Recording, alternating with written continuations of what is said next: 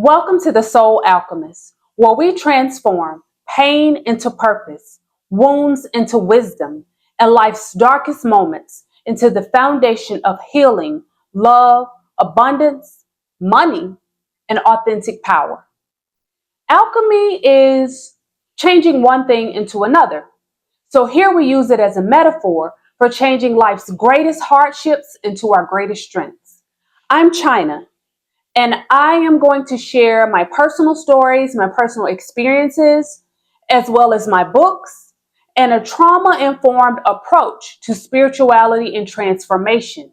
I'll show you how to become the alchemist of your own life because your past does not have to determine your future.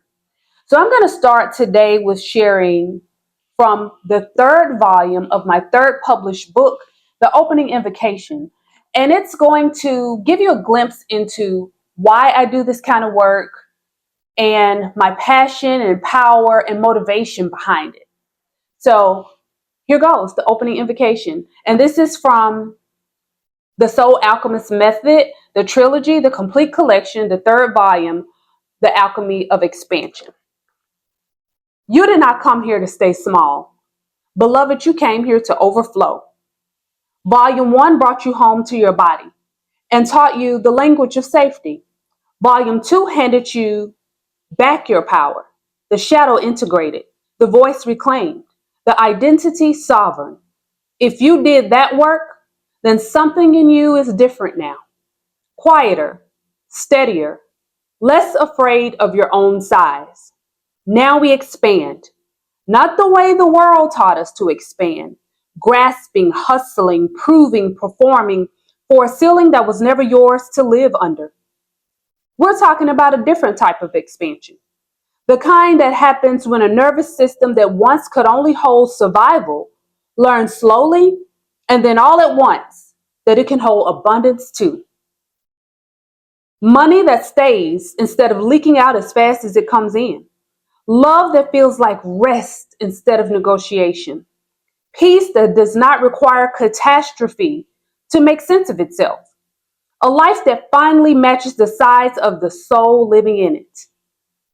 This volume will ask you to look honestly at your capacity, not your effort, not your worthiness, your capacity. The container, because a woman can be worthy of everything and still pour her blessings through a crack she has not sealed yet. We will work with the body the way we always have, because Joe Dispenza's research into the nervous system and Stephen Porges' work on the regulation both point to the same truth our grandmothers already knew. The body has to believe it before the mind can sustain it. We will work with the mind the way Florence Scovel Skinn taught, that the word is the wand, that what you decree with conviction begins to arrange itself around you. We will work with the Hermetic laws, the way they have always worked, quietly behind everything. And yes, we will work with the old practices too, the ones that lived in our grandmother's kitchens and prayer closets, long before anybody called it manifestation.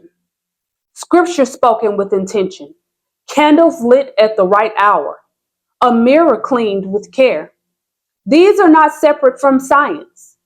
They are the science our ancestors practiced before anybody had the language of neuroplasticity to explain why it worked. I'm going to be honest with you, the way I always am. This volume holds more of my own practice than the first two. Some of what is in these pages is what I do quietly in the morning before the house wakes up.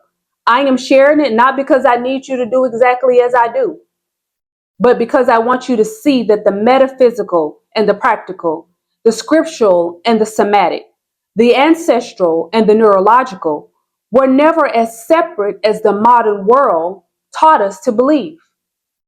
Expansion is not greed. Expansion is not excess. Expansion is your nervous system finally wide enough to hold the inheritance that was always yours. Let's open the container, baby. This is the alchemy of expansion.